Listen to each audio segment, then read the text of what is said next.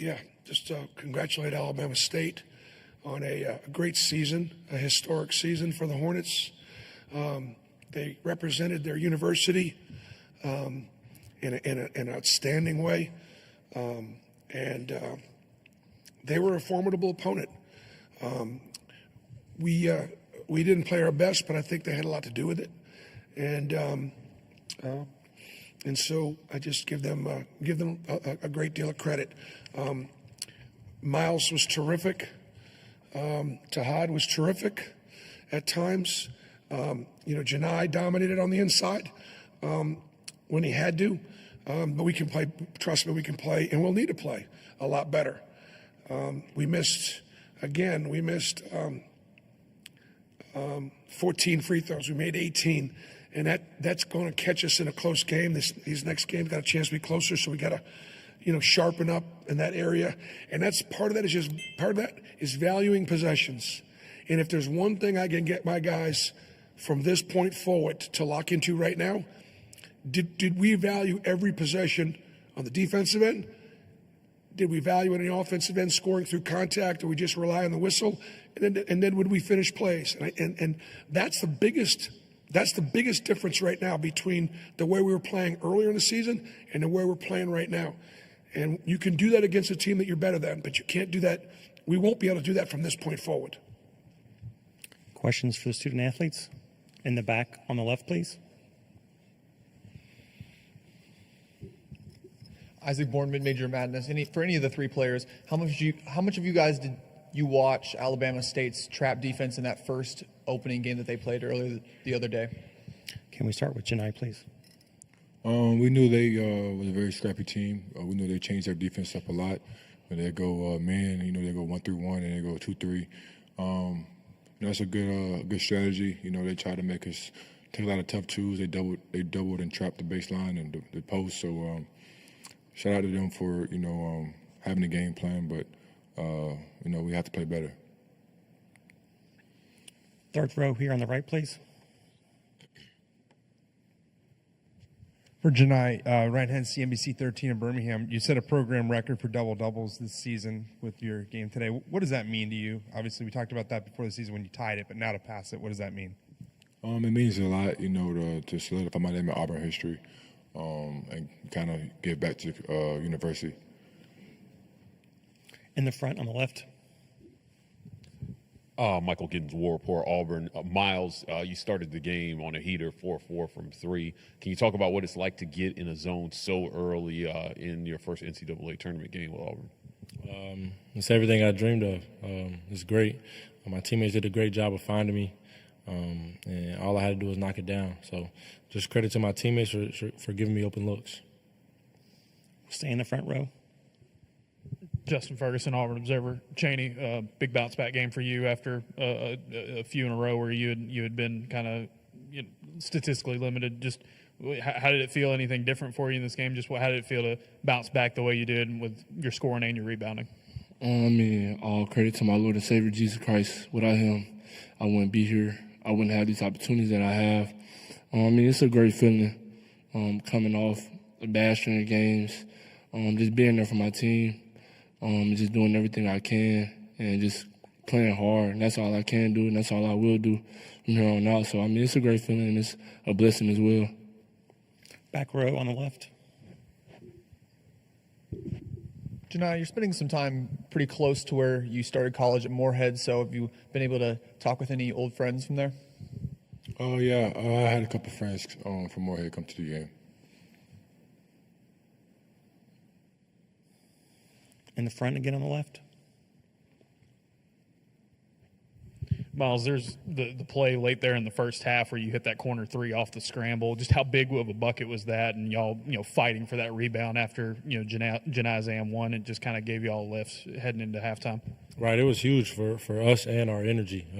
At that moment of the game, our energy was kind of low. Alabama State had just came off a run, so we needed to make a couple of big plays in order to get back on our run. So I just seen the ball going, and I was close to the three-point line. I stepped back and made the shot. Right here in the front. Michael Ginswar, poor Auburn. Miles, you seem to take a more vocal role in this game when Alabama State went on the run, talking to the team about getting that energy up. Can you talk about what you said to your teammates in that moment? I mean, this is win or go home time. So we got to do whatever it takes to win. And at that moment of the game, we needed some energy. So some people we rely on throughout the team for energy, they weren't there. So I had to bring another level of energy to get us going. Anything else? Great. We'll go ahead and excuse the student athletes. Thanks so much, fellas.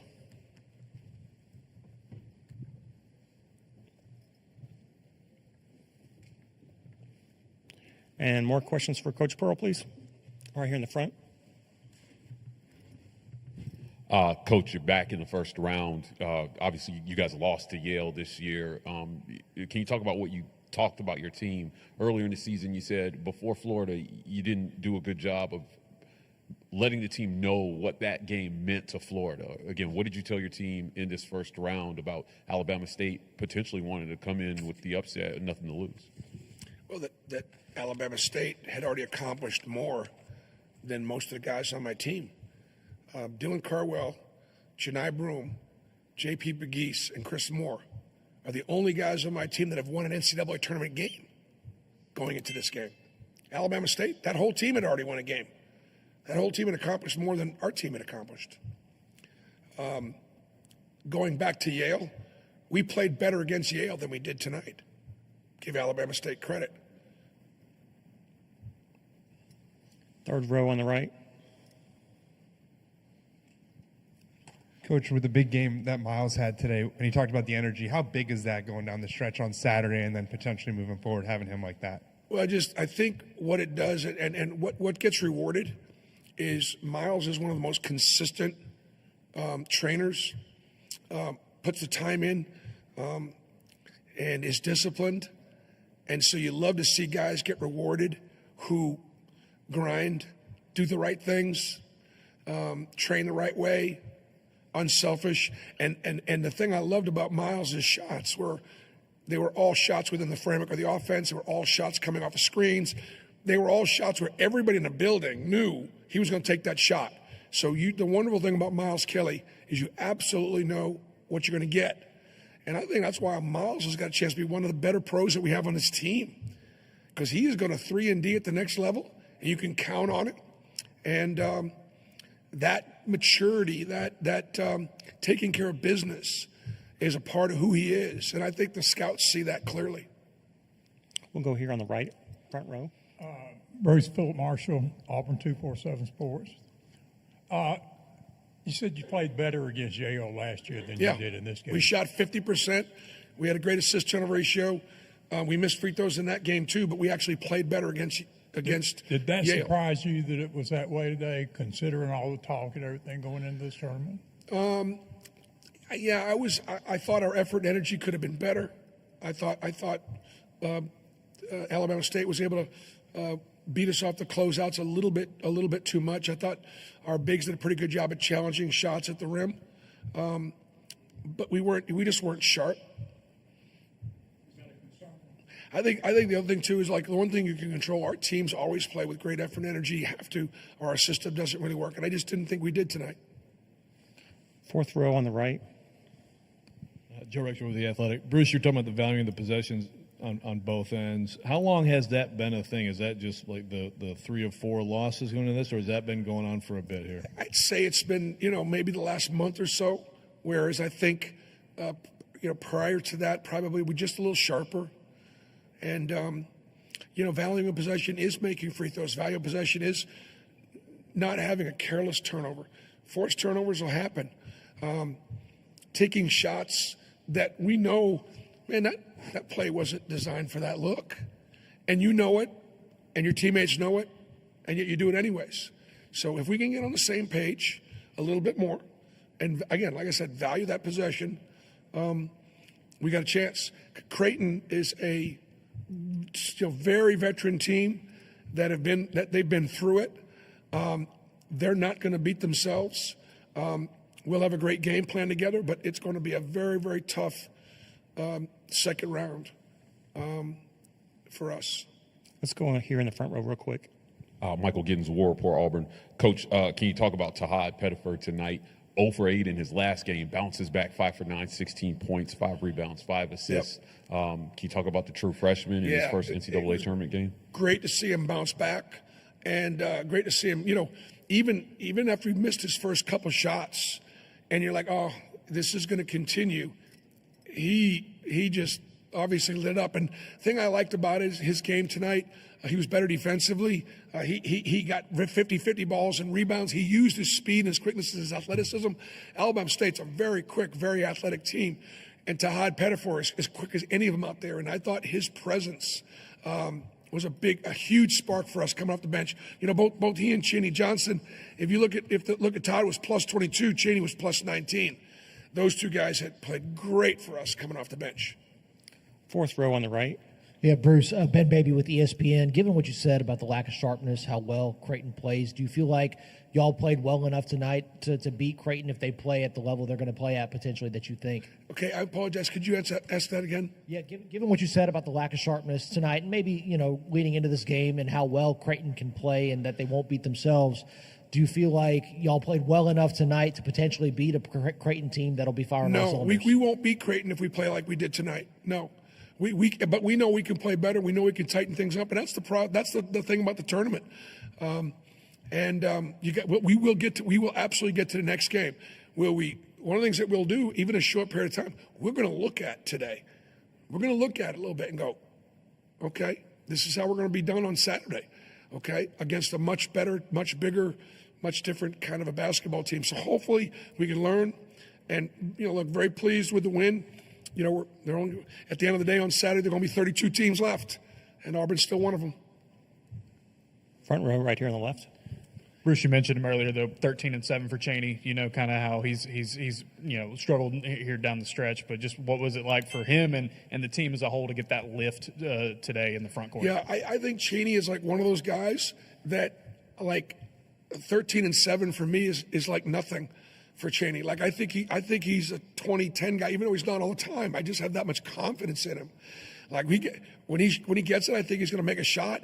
When we get it inside, I think it's a bucket, or a foul.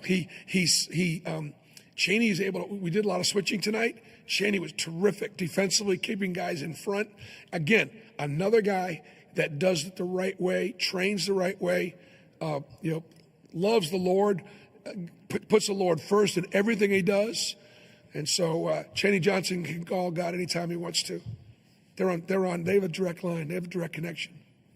Staying in the front right here. Coach, after the loss to Tennessee, Dylan Cardwell said his message to his teammates was, we have to have a sense of urgency, because if we lose another game, there's no more team meals. There's no more Auburn basketball. He wants to keep playing till April. Did you feel like that message set in, and you said that you felt they were lacking energy? Was the urgency there, though? Yeah, I think Cap delivered the message. I think the message was great. His teammates understood it, and hopefully that message will be delivered again on Saturday. Staying in the front. Bruce, you mentioned about getting in transition. It felt like y'all were pushing the pace maybe a little bit more, especially off those defensive rebounds. How do you feel like you guys did it, kind of just speeding it up a little bit and trying to create some looks that way? We got a few easy ones. We could have done a better job attacking pressure. The 1-3-1 bothered us more than it should have. Again, this is Alabama State playing. They do a nice job of mixing things up. So, we make you think and make you do a lot of things we hadn't had to do. Haven't played against a 1-3-1 in 2 months, but that's why Coach does a nice job. They're very versatile defensively. Coach, we appreciate your time. Thanks so much. Thank you.